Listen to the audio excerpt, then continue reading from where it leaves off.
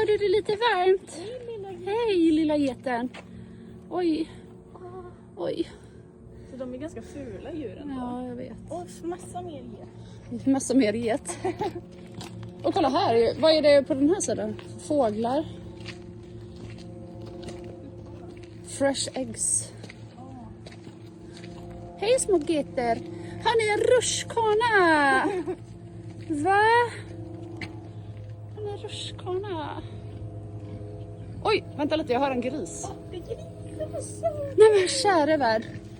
Hej! Hej du! Jaha, ja, vad heter du? Hej! What's your name? Oj, kolla här tänderna. Men du, är du ett vildsvin? Men, hej!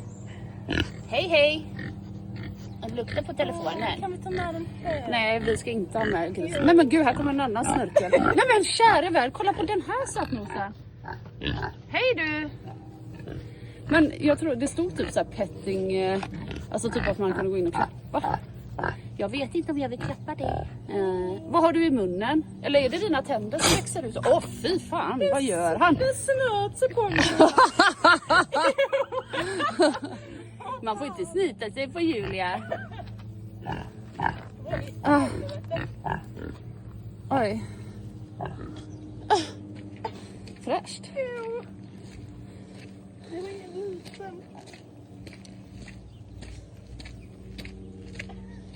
Nej, basketplan är där. Oj.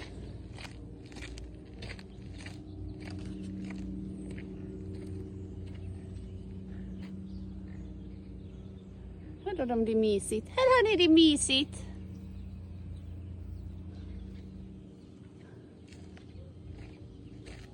Vad är det här för en liten kelgris då? Hej!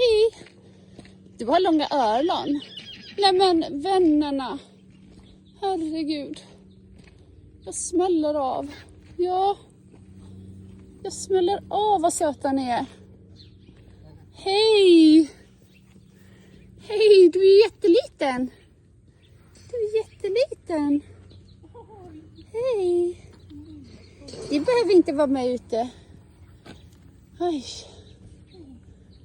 Oj, oj, oj. Wow. Sötisar.